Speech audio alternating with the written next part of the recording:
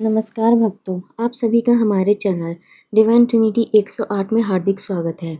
आज हम एक ऐसे रहस्य के द्वार खोलने जा रहे हैं जो समय से भी पुराना है, जो जन्म और मृत्यु के नियमों से परे है और जो मनुष्य की जिज्ञासा को सदियों से जगाता आया है। क्या सच में इस संसार में ऐसे लोग हैं जो कभी मरते ही नहीं, जो युगों से जीवित हैं, जो बदलते युगों के साक्षी हैं, जिन्होंने धर्म और अधर्म की हर लड़ाई को अपनी आंखों से देखा है? सनातन परंपरा में ऐसे 7 महापुरुषों का वर्णन मिलता है जिन्हें चिरंजीवी कहा जाता है, अर्थात वे जो सदा जीवित हैं, जिन्हें काल भी समाप्त नहीं कर सकता, जिनकी उपस्थिति आज भी इस पृथ्वी पर कहीं ना कहीं मानी जाती है। और यही वह रहस्य है जिसमें हम आज उतरने वाले हैं। कहते हैं कि जब भी इस संसार में संतुलन डगमगाता है, जब धर्म और अधर्म की रेखाएं धुंधली होने लगती है, तब ये चिरंजीवी अपनी अपनी भूमिका निभाते हैं, कभी साक्षी बनकर, कभी मार्गदर्शक बनकर और कभी अदृश्य रूप में रक्षा करते हुए।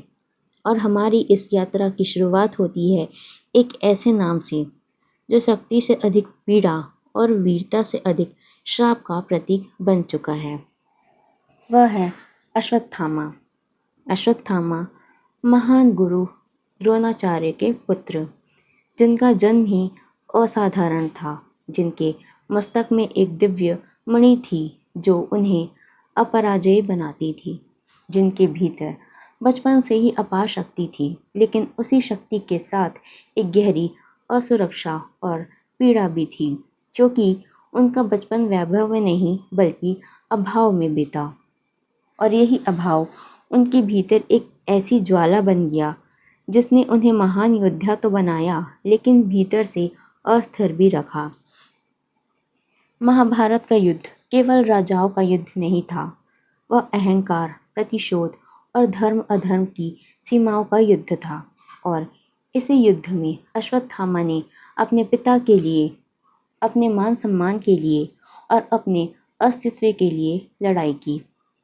लेकिन जब उन्होंने देखा कि छल के माध्यम से उनके पिता द्रोणाचार्य का वध हुआ, तब उनका हृदय क्रोध से भर गया। वह क्रोध जिसने विवेक को ढक लिया। और यही वह क्षण था जब एक महान योद्धा अपनी ही शक्ति का बंदी बन गया। युद्ध के अंतिम चरण में जब सब कुछ समाप्त हो चुका था, तब उन्होंने एक ऐसा निर्णय लिया जिसने उन्हें इतिहास का सबसे दुखद पात्र बना दिया। रात्रि के अंधकार में उन्होंने सोते हुए पांडवों के पुत्रों का वध कर दिया। यह युद्ध नहीं था, यह प्रतिशोध था, यह धर्म नहीं था, यह अहंकार था। और इसी क्षण से उनकी अमरता एक वरदान नहीं बल्कि एक श्राप बन गई। जब यह समाचार कृष्ण तक पहुंचा, तब उन्होंने अश्वत्थामा को श्राप दिया कि वह युगों युगों तक इसी पृथ्वी पर भटकता रहेगा। उसके घाव कभी नहीं भरेंगे, उसकी पीड़ा कभी समाप्त नहीं होगी और वह अपने कर्मों का भार ढोता रहेगा। कहा जाता है कि आज भी अश्वत्थामा इस संसार में कहीं ना कहीं भटक रहे हैं। कुछ लोगों का दावा है कि उन्होंने उन्हें देखा है, एक ऐसे व्यक्ति के रूप में जो अकेला है, जिसके माथे से रक्त बहता है, जिसकी आंखों में पश्चाताप की ज्वाला है। उनकी कथा हमें यह सिखाती है कि शक्ति बिना संयम के विनाश बन जाती है और एक क्षण का क्रोध जीवन भर की पीड़ा बन सकता है। अब इस अंधकार के बाद हम बढ़ते हैं उस प्रकाश की ओर जो भक्ति का सर्वोच्च रूप है। वह है हनुमान। हनुमान जी पवन पुत्र, जिनकी शक्ति अनंत है, लेकिन उनकी सबसे बड़ी पहचान उनकी शक्ति नहीं बल्कि उनकी भक्ति है। बचपन में उन्होंने सूर्य को फल समझकर निगलने का प्रयास किया, जिससे यह स्पष्ट था कि उनकी शक्ति सामान्य नहीं थी, लेकिन देवता ने उन्हें संयम सिखाने के लिए उनके बल का स्मरण सीमित कर दिया। और फिर जब समय आया, जब धर्म को एक सच्चे सेवक की आवश्यकता थी, तब हनुमान जी ने अपनी शक्ति का उपयोग केवल एक उद्देश्य के लिए किया, भगवान राम की सेवा। रामायण में उनका हर कार्य केवल कर्तव्य नहीं बल्कि प्रेम का प्रतीक था। समुद्र लांघना, लंका में प्रवेश करना, माता सीता को ढूंढना, रावण की लंका को जलाना, यह सब उनकी शक्ति का प्रमाण था। लेकिन जब वह वापस आए तो उनके भीतर कोई अहंकार नहीं था, केवल विनम्रता थी, केवल समर्पण था।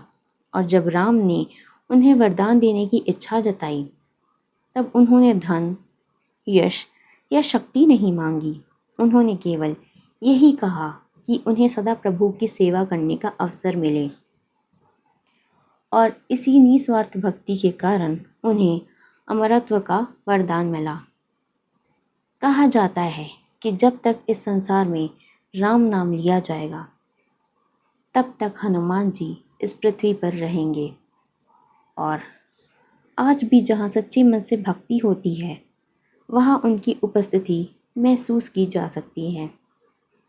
कई कथाएं हैं जहाँ भक्तों ने संकट के समय एक अदृश्य शक्ति की सहायता महसूस की और विश्वास किया कि वह स्वयं हनुमान जी थे। उनकी कथा हमें यह सिखाती है कि सच्ची भक्ति ही सबसे बड़ी शक्ति है, और जो स्वयं को प्रभु के चरणों में समर्पित कर देता है, वह काल से भी परे हो जाता है। अब हम बढ़ते हैं तीसरे चिरंजीवी की ओर, जो शक्ति और क्रोध दोनों के प्रतीक हैं। वह है परशुराम। परशुराम भगवान विष्णु के छठे अवतार, जिनका जन्म एक ब्राह्मण परिवार में हुआ, लेकिन जिनका जीवन एक योद्धा के रूप में बीता।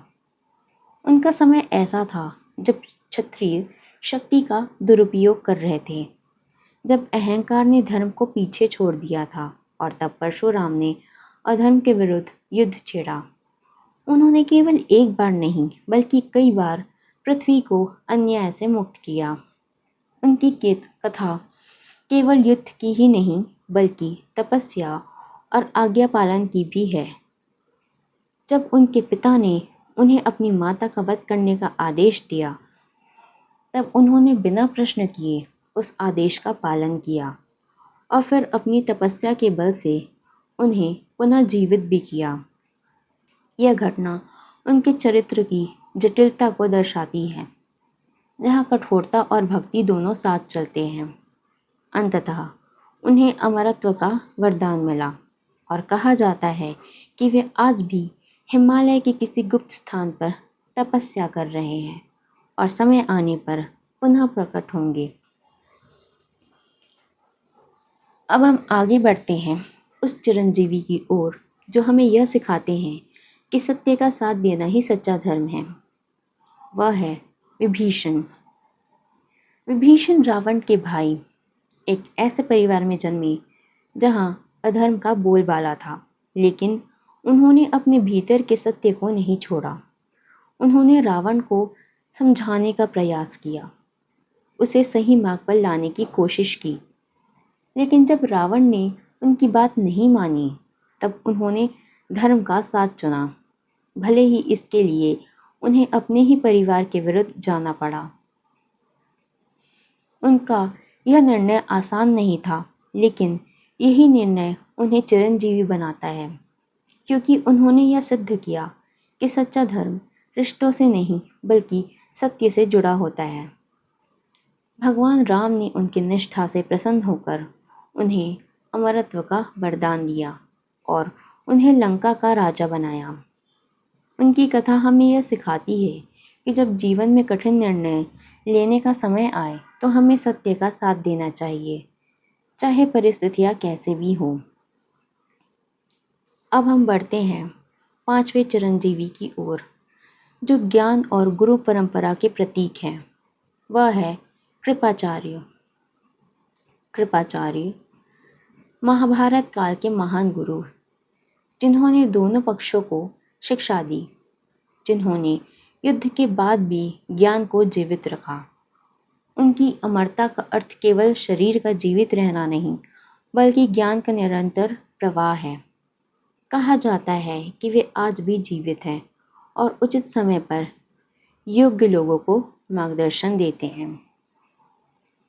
अब हम आते हैं छठे चिरंजीवी पर, जिनकी कथा मृत्यु पर विजय की कथा है।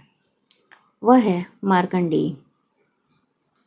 मार्कंडेय ऋषि, जिनकी आयु केवल 16 वर्ष निर्धारित थी, लेकिन उन्होंने अपने भाग्य को स्वीकार करने के बजाय तपस्या का मार्ग चुना। उन्होंने भगवान शिव की कठोर उपासना की और जब यमराज उन्हें लेने आए तब उन्होंने शिवलिंग को पकड़ लिया और मृत्यु को चुनौती दी।